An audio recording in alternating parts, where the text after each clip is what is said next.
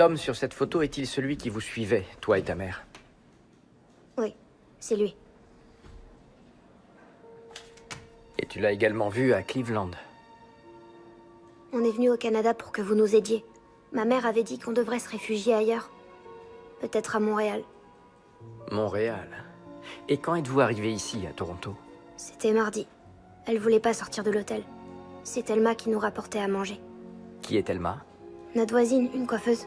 Elle occupe la chambre en face de la nôtre. Quand as-tu vu ce monsieur pour la dernière fois? Il était devant l'hôtel. Un autre homme l'accompagnait. Je suis allée prévenir ma mère.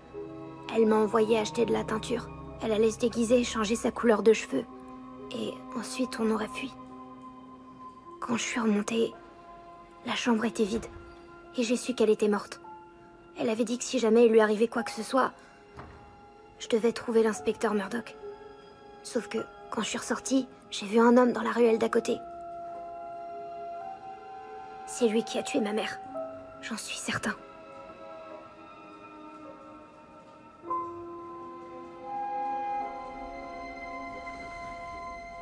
C'est ton fils?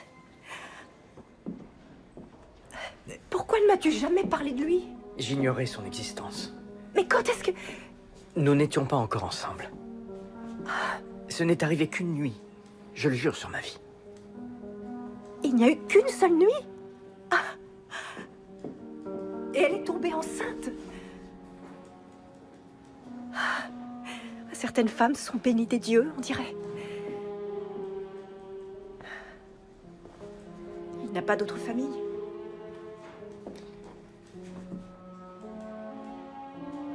Nous allons l'héberger alors. Jusqu'à quand? Qu'est-ce que j'en sais? Ça dépendra uniquement de toi.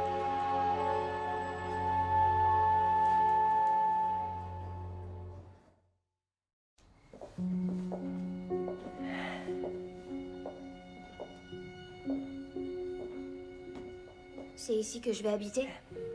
Je vais t'aménager un coin, rien qu'à toi.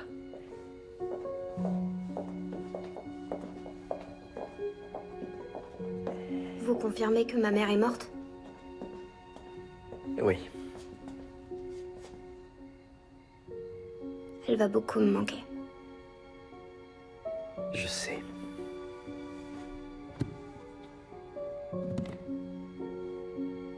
Ça va aller, fais-moi confiance.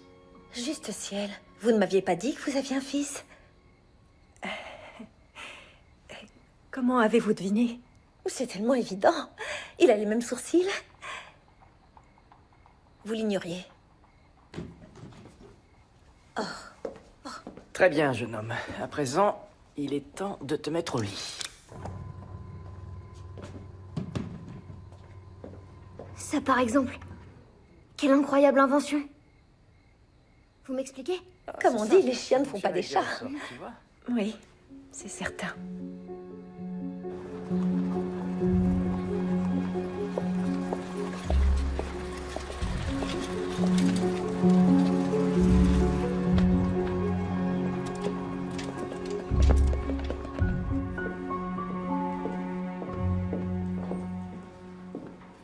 Vous pensez à vos derniers jours en tant que célibataire, Georges? Non, plutôt à ma vie d'éternel vieux garçon. Effie n'est pas venue. Oh! Elle a sans doute eu un empêchement. Elle est très ponctuelle d'ordinaire. Avez-vous de quoi égayer ma journée? Eh bien, oui. Il semblerait que nous ayons retrouvé le garçon qui a ouvert le feu dans le restaurant d'Arthur Carmichael. Et qui c'est, ce vaut rien? Mon fils. Pardon? Qu'est-ce que...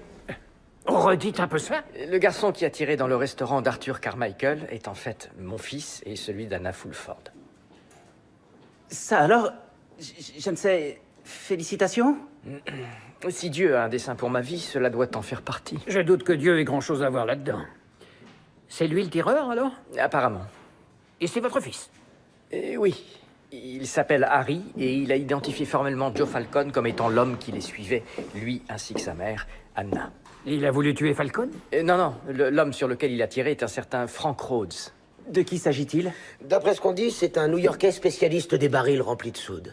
Que sait-on de lui? Très peu de choses. En ce qui nous concerne, c'est donc toujours une victime. Savez-vous où il séjourne? Je n'ai pas d'adresse précise, mais d'après ce que j'ai compris, Monsieur Rhodes se considère plutôt comme un épicurien. Je vois, oui. Dans ce cas, il faut inspecter les écuries, les écoles d'équitation. Pas vraiment. Ça n'a rien à voir avec... Bref. Apparemment, le restaurant d'Arthur Carmichael semble être très à son goût. Allez le chercher. Murdoch, félicitations. Ah, oui. Monsieur, j'espérais pouvoir chercher Effie. Bien sûr, allez-y. Après vous. Félicitations en tout cas. Hein.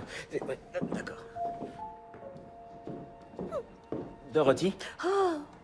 Est-ce qu'Effie est là? Non. Elle est en déplacement. Elle est allée voir un client. Très bien. Vous ne lui avez pas dit que... J'ai vraiment tenté de me taire. Mais elle sentait que je lui cachais quelque chose et puis elle s'est mise à me poser tout un tas de questions sur Emily Grace. Emily Grace? Oui, je lui ai dit que comme vous ne pouviez pas épouser cette femme-là, vous aviez choisi Effie. Vous lui avez dit quoi? Je me rends compte que c'était une bourde de ma part. Je suis désolée. Où est-elle? À Belleville. Belleville? Là où vit son ex-mari, en fait. Elle ne ferait jamais ça. Cela dit, il est très séduisant. Tenez, elle vous a laissé ça.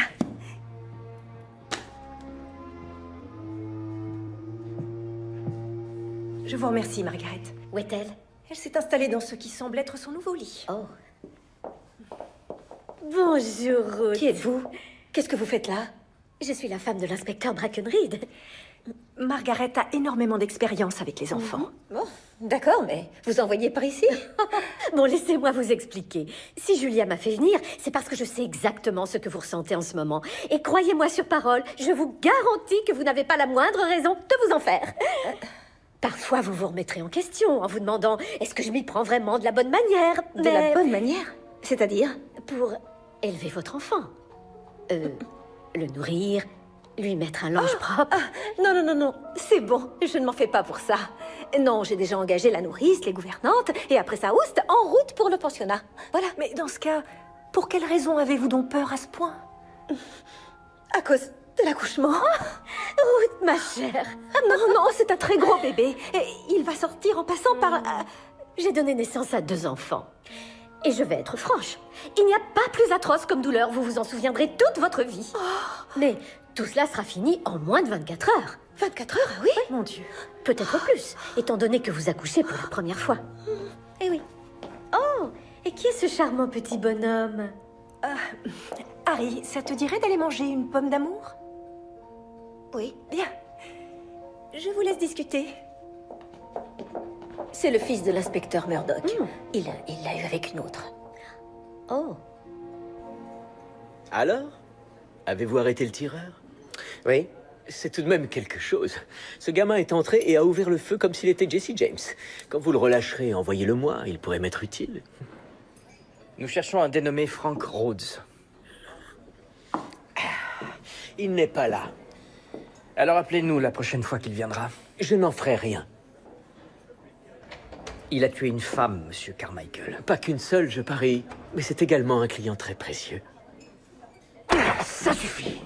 Vous allez la fermer maintenant et faire ce qu'on vous demande, c'est compris? Inspecteur? Monsieur Frank Rhodes vient d'arriver.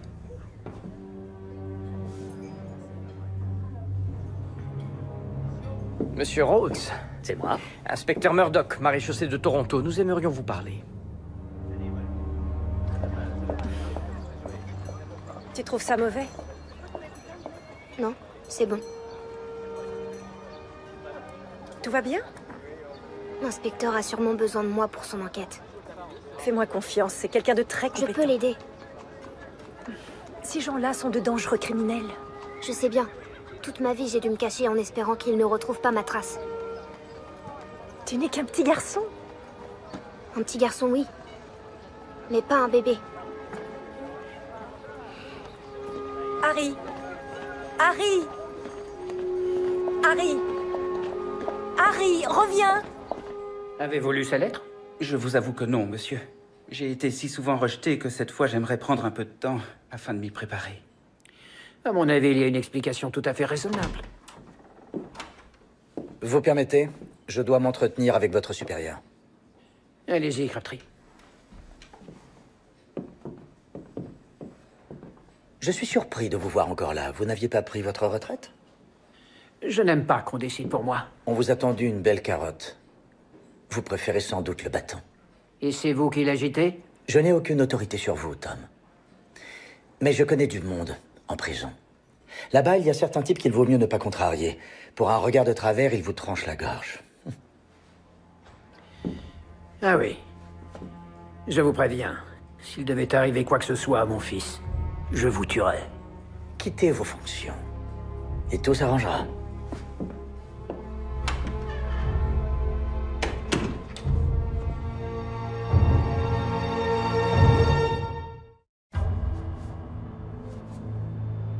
Comparer mes empreintes, c'est malin, inspecteur.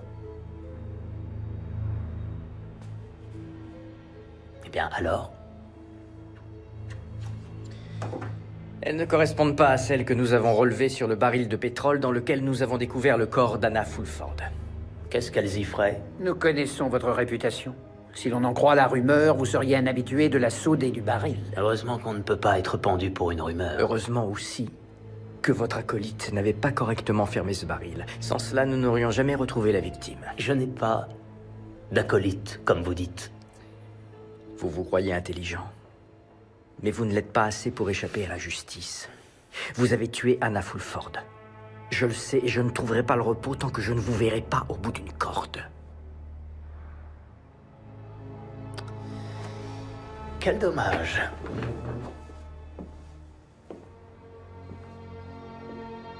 C'est important de se reposer. Murdoch, ça suffit, laissez-le! Je vous remercie, inspecteur. Encore un seul mot et je vous fais sauter les dents! McNabb, mettez-le en cellule!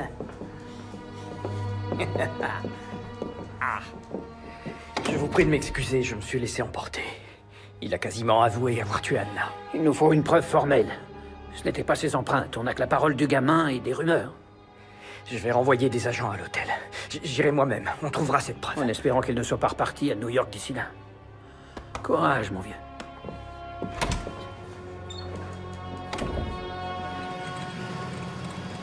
C'est déroutant, n'est-ce pas? Comment ça? De rencontrer l'enfant de son mari.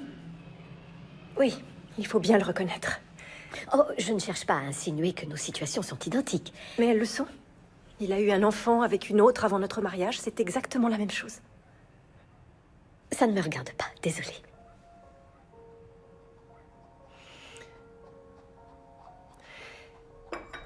William et moi devions adopter un bébé. Je veux que nous l'adoptions. Que nous... Julia... Ce pauvre petit est orphelin, il n'a nulle part où aller. Certes, mais nous ne savons rien sur lui. Rien si ce n'est son prénom et le fait qu'il soit né de l'union de deux malfaiteurs. William, les enfants n'ont pas forcément les défauts de leurs parents. Regarde-toi, tu ne tiens pas vraiment de ton père. Il s'est déjà attaché à moi. Je me dis qu'en un sens, c'est peut-être le destin qui nous a réunis.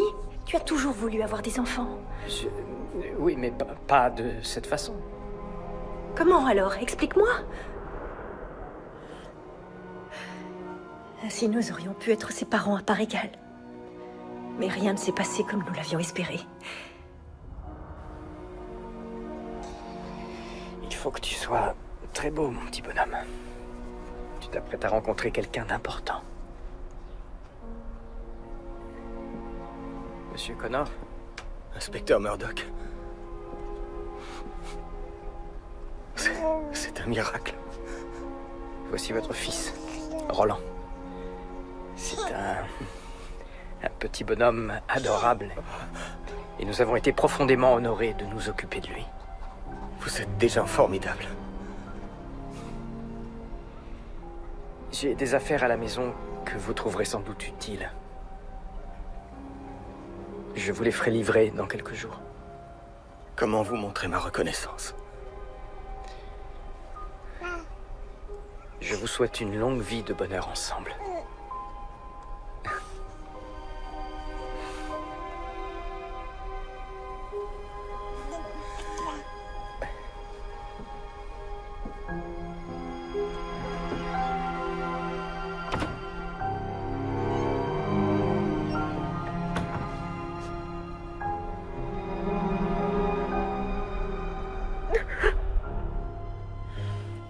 J'espérais que nous pourrions réessayer, mais le temps a fait... Ruth? Tout va bien? Oh là là là là là là là! Ça y est, ça commence! Oh, ça commence! C'est merveilleux! Je vous emmène à l'hôpital. Non, je reste ici et vous allez m'aider à mettre au monde mon bébé! Ruth, je ne suis pas médecin accoucheur! Je m'en moque! Oh, mais où est Henri? J'ai besoin de mon Henri! Oh, on va se débrouiller! Je veux Henri! Je vais l'appeler au poste. Installez-vous bien. Je vais mettre ça Oh, là. mince, je crois que j'ai eu un petit accident. Je m'en occupe. Mon très cher Georges, je suis sincèrement navrée de n'avoir que cette lettre à te laisser. Je veux que tu saches que je t'ai aimé de tout mon cœur. Nul autre que toi ne m'a jamais rendue aussi heureuse. Mais je ne peux pas épouser quelqu'un qui a des sentiments pour une autre, aussi loin soit-elle, et même si votre amour est impossible. C'est un défaut de ma nature, je refuse de passer en second. Tu me connais assez bien pour le savoir. J'ai donc choisi la voie de la lâcheté. Je quitte la ville et ne reviendrai pas. Tu es un homme merveilleux, Georges. Tu as un cœur immense et tu mérites de rencontrer quelqu'un qui soit de taille à le combler. Je t'embrasse tendrement, Effie. Qu'est-ce que c'est? Higgins. Une lettre d'Effie. Elle est partie. Je suis navré pour vous. Les Newsom sont certes des femmes parfois énervantes, mais elles sont toujours franches. J'aurais pensé qu'Effie vous l'aurait dit en face si elle vous quittait. C'est tout à fait sensé ce que vous dites. Et si elle a un défaut, ce n'est sûrement pas la lâcheté. Alors, mon cher, vous vous êtes réconcilié avec votre épouse? En quoi cela vous regarde-t-il? Eh bien, c'est peut-être le moment. J'ai reçu un appel du docteur Ogden qui voulait vous dire... Henry, votre femme accouche de votre bébé. Quoi?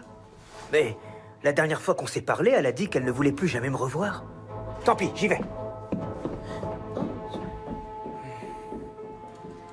Qu'y a-t-il, Georges? Vous m'avez l'air plutôt morose. Effie n'a pas accepté ma demande en mariage. Un jour, vous vous direz que c'était une chance.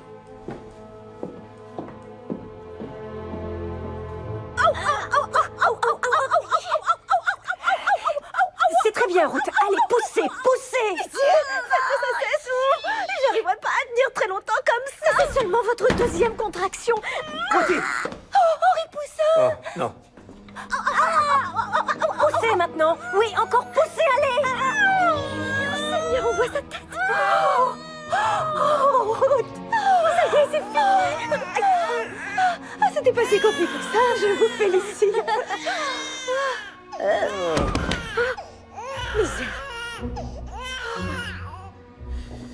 Oh, Mademoiselle Hart, je me demandais si vous pouviez m'obtenir une table dans le restaurant de votre mari. Bien sûr. Vous semblez de très bonne humeur. Bon, c'est sans doute parce que j'ai enfin réussi à me libérer de ce qui assombrissait mon existence depuis quelques semaines. Votre peine de cœur. Ah, vous saviez? Je vis la même chose. Est-ce que la flamme de votre récent mariage commencerait à vaciller? Ça décrit assez élégamment la situation. Il devrait vous être possible de le faire annuler. Hors de question. J'ai tout ce dont je pouvais rêver. Et en quelque temps à peine, j'en suis déjà devenue dépendante. Oh, c'est le genre de situation que je n'aimerais pas vivre. Cela dit, j'ai aujourd'hui la certitude de savoir en quoi l'amour est problématique. Je vous écoute.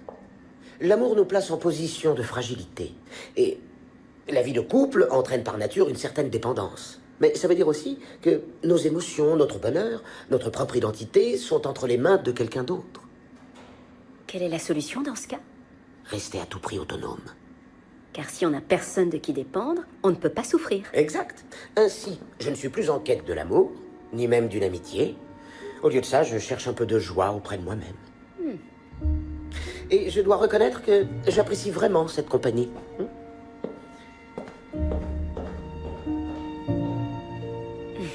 Et vous dites que Monsieur Higgins s'est évanoui? C'est affalé comme une masse. C'est la meilleure.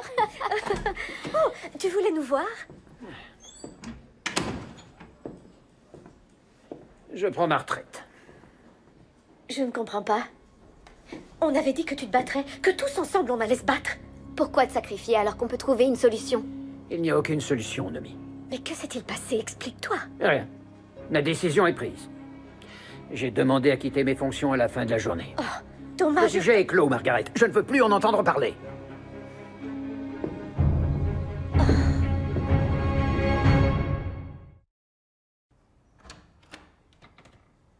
Ruth?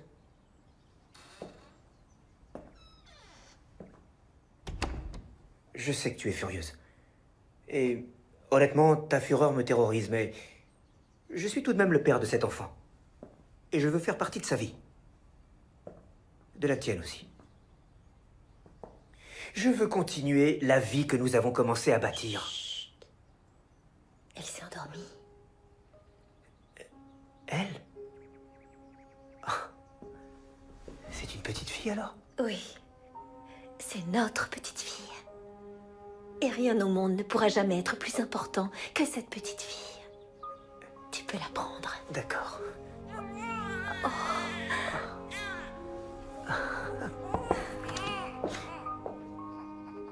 Je peux la prendre avec moi? Oh, non, Dolores, ce ne sera pas nécessaire. Je suis là pour ça. Veuillez partir. Est-ce qu'elle est mignonne? Oui, un croquet.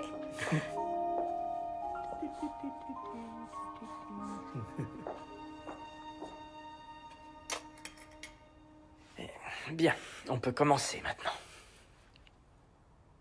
Vous n'êtes pas obligé de me gâter comme ça. Mais si, c'est normal. Qu'allons-nous construire? Nous pourrions commencer par le Tower Bridge. Ça va, les jeunes parents? Ils sont ravis. Alors, comme pour n'importe quel chantier de grande envergure, il faut impérativement commencer par poser des fondations solides. Je vais sortir prendre un peu l'air. Ah, oui, ça peut aussi marcher avec ça. La puanteur de la mort ne te lasse-t-elle jamais? Que me vaut le plaisir? Les méthodes brutales de ton inspecteur. Il m'a malmené devant mes employés, mes subordonnés. Je ne tolérerai pas une telle humiliation. Et que veux-tu que j'y fasse? Aide-moi à venger cet affront. Tu sais des choses compromettantes sur lui. J'ai promis de ne pas m'en servir. Ça pourrait me coûter mon poste. Dois-je en conclure que tu fais passer ton travail avant ton mari? Mon travail me donne du plaisir. Ce que mon mari semble incapable de me procurer. Vraiment? En ce cas, n'oublie pas qu'à tout instant, je pourrais changer ton train de vie d'un simple geste de la main.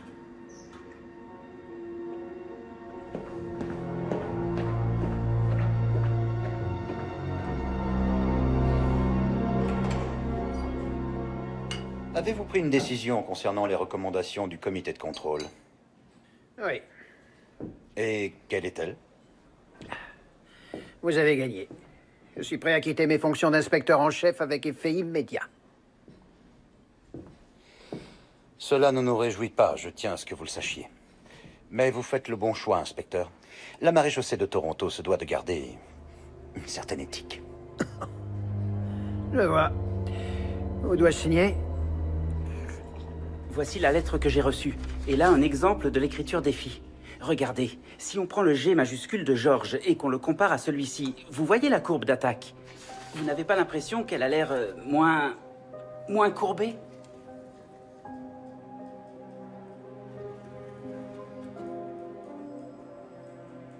Désolé, George, mais il s'agit de la même écriture. Pourquoi faut-il que ça m'arrive à chaque fois?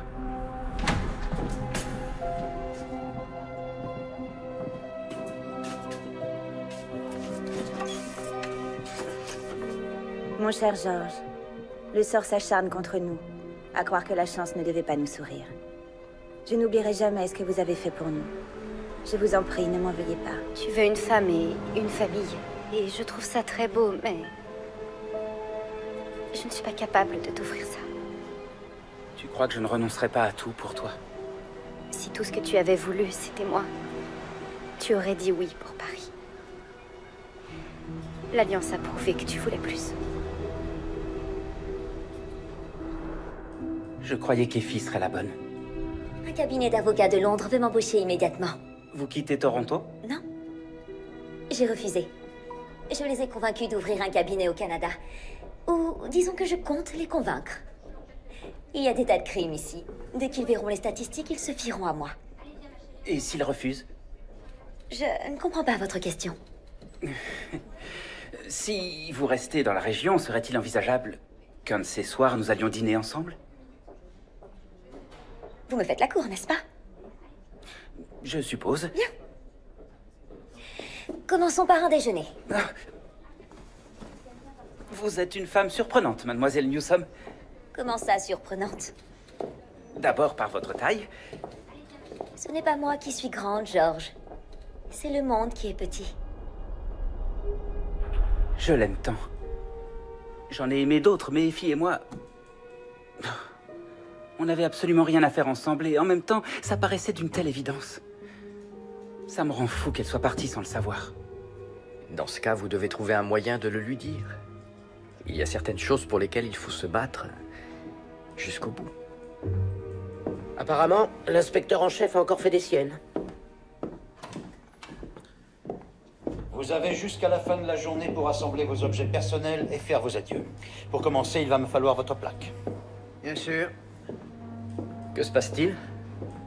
Je crains que cela ne vous regarde pas. Vous serez informé en temps voulu. Monsieur le commissaire, avez-vous l'intention de retirer sa plaque à l'inspecteur en chef? Oui. Alors vous devrez aussi prendre la mienne. Oui, et la mienne. Venez, les gars. Prenez la mienne aussi, monsieur. Et la mienne, monsieur. Bon. Il serait impensable que l'ensemble du poste démissionne. En particulier Murdoch. Vous pouvez rester. Pas sans avoir des garanties. Des garanties à propos de quoi? La seule raison pour laquelle j'étais prêt à prendre ma retraite, c'est que l'inspecteur Decker a menacé la sécurité de mon fils. Je vous assure que je n'en savais rien. Promettez-moi qu'il ne lui arrivera aucun mal. Vous avez ma parole. Je suis l'agent Henry Higgins Newsom, et je vous présente ma démission, monsieur. Vous m'envoyez ravi. Vous serez en retard à votre propre enterrement. Désolé, monsieur. C'est rien. J'apprécie votre attention. Dites, c'est une fille alors? Oui. Toutes mes félicitations.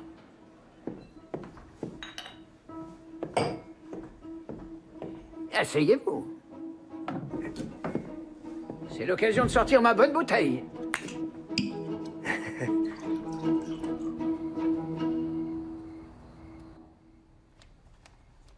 Ce sont les affaires de ma mère? Oui.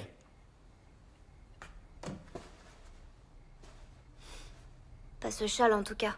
Il est plein de poils de chat. C'est celui de Thelma, je suppose. Elle était gentille avec nous. On peut aller lui rendre? Oh, il est déjà tard. S'il vous plaît.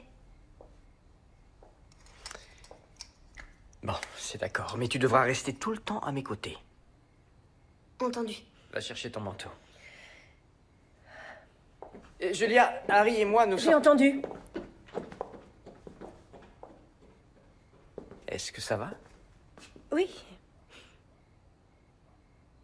Julia, je te connais assez bien pour savoir quand tu mens. Qu'y a-t-il? Tu es tellement heureux avec lui. J'ai l'impression que ma vie n'a plus rien à voir avec celle que j'imaginais. Il a besoin de moi. Oui, je comprends tout à fait. Seulement, je voulais tant devenir la mère de ton enfant. Julia, tout cela fait beaucoup à manger. Est-ce que nous attendons une troisième personne? Oui, en quelque sorte. Oh, tu veux dire que... Exactement. Le traitement a fonctionné? Nous allons avoir un bébé.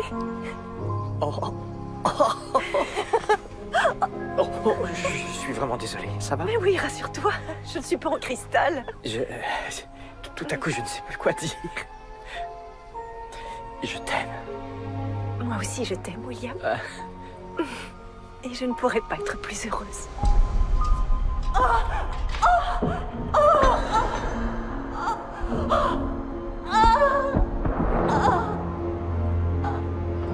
Je suis dans le 4e mois. Les douleurs sont liées à la grossesse. Il vaut mieux que son mari ne voit pas ça.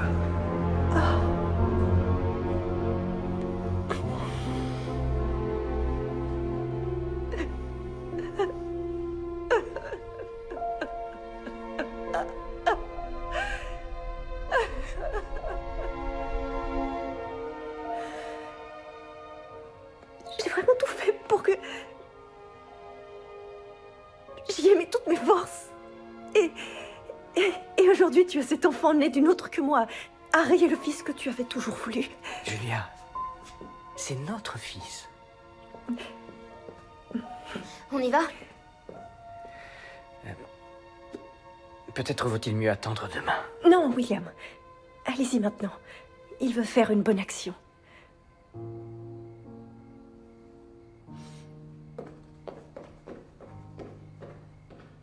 Julia, je t'aime comme je t'ai toujours aimé.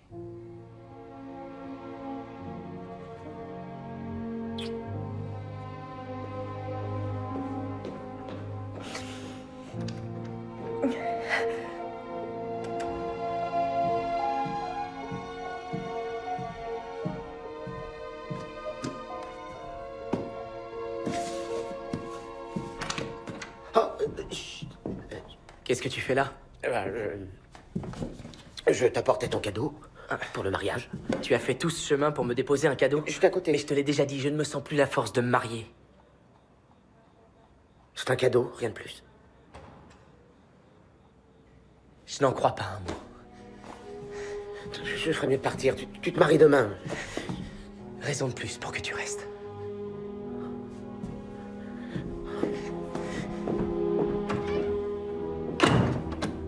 Monsieur, Thelma Hughes n'est pas là. Et sa chambre est sans dessus-dessous. Où est Harry? Il nourrit le chat. Il n'y a plus rien dans sa gamelle. Tiens, c'est curieux. Quoi? Anna a envoyé Harry faire des courses. Il dit qu'il lui a rapporté une bouteille de teinture pour les cheveux. Or, il y a déjà une bouteille entamée ici. Il s'est peut-être trompé. Mais j'en doute, vu que c'est votre fils.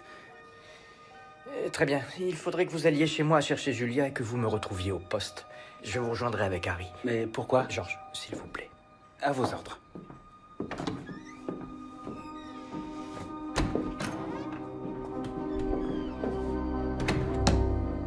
Elle a envoyé son fils acheter de la teinture. Mais la voisine de palier est rentrée dans l'intervalle. Et comme elle était coiffeuse, elle lui en a prêté une bouteille. Rhodes l'a tué aussi, alors? Il n'y avait qu'une victime dans le baril. Thelma Hughes. Il y a des chances qu'Anna soit toujours en vie.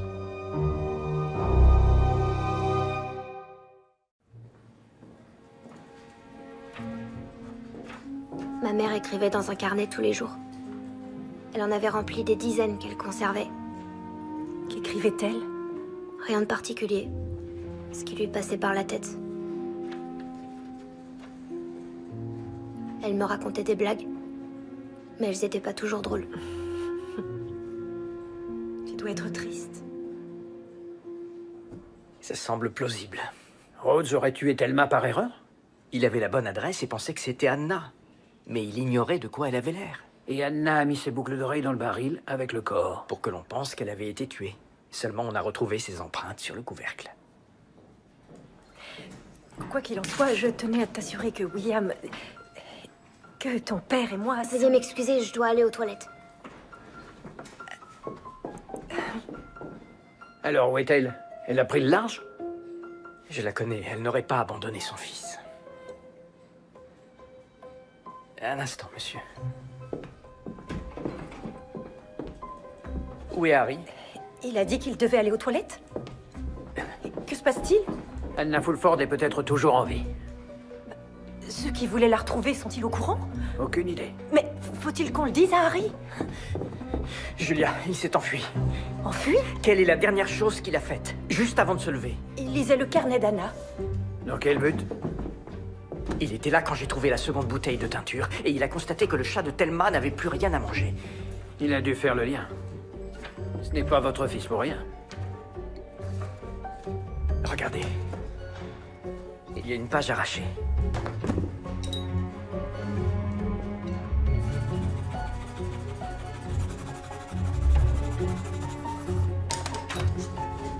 « 75 rue Saint-Mathieu, Montréal. »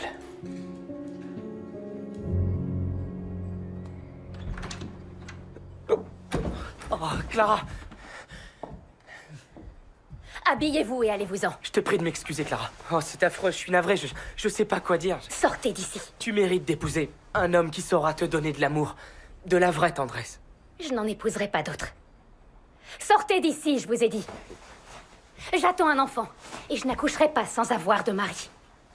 Ensuite, tu pourras te livrer à toutes les obscénités qu'il te plaira.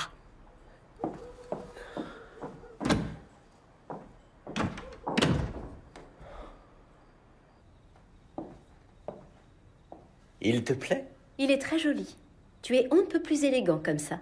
Je ne te remercie pas assez souvent pour tout ce que tu m'apportes. Alors j'ai une surprise. Pure à 99%. Je t'apporte ta pipe. Je vais tout faire pour être une épouse décente. Pas trop décente tout de même, j'espère. Je te promets d'avoir un comportement aussi indécent que tu voudras.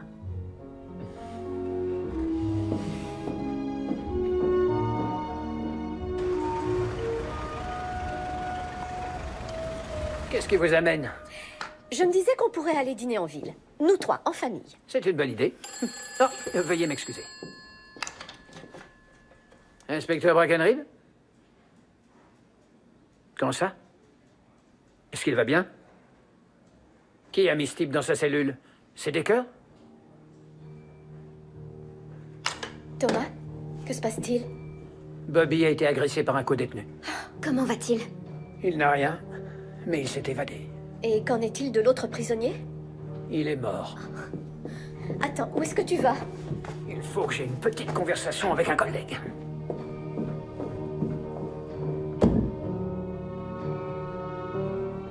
Qu'est-ce que tu m'as fait?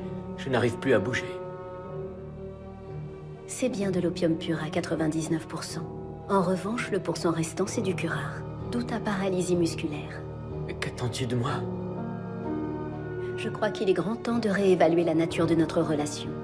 Je suis l'unique maîtresse de cette maison.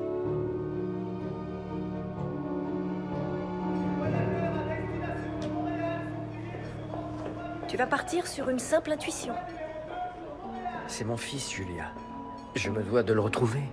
Ainsi que sa mère. Si elle est encore en vie, oui. Franck a pris le train précédent avec le gamin. Et si elle est bien vivante, tu reviendras? Évidemment. Même en sachant que ton fils restera avec elle.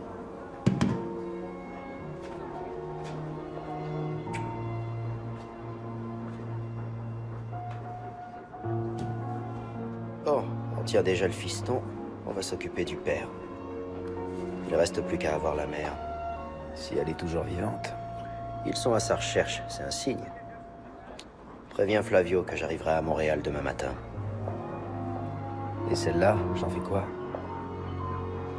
Rien. Pour l'instant.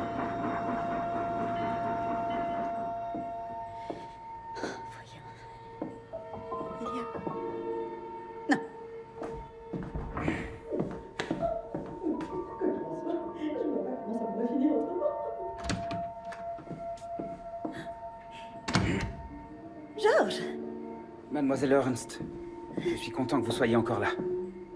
Si je vous dérange, dites-le moi. Non, je suis seule.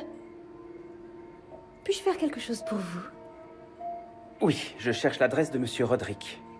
Je crois qu'Effie est là-bas et il faut que je lui parle. Je crains que ça ne serve à rien. Elle est partie pour de bon. Elle a fermé boutique et elle m'a renvoyée. Pourquoi aurait-elle fait une chose pareille? Pourquoi aurait-elle abandonné son propre cabinet? Georges, je ne suis pas sûre qu'Effie Newsom soit quelqu'un pour vous. Elle n'est pas celle qu'elle prétend et n'a rien d'une bonne personne. Allons donc boire un verre. Je suis une excellente confidente. Je vous promets que vous vous sentirez mieux après. Je vais chercher mon chapeau.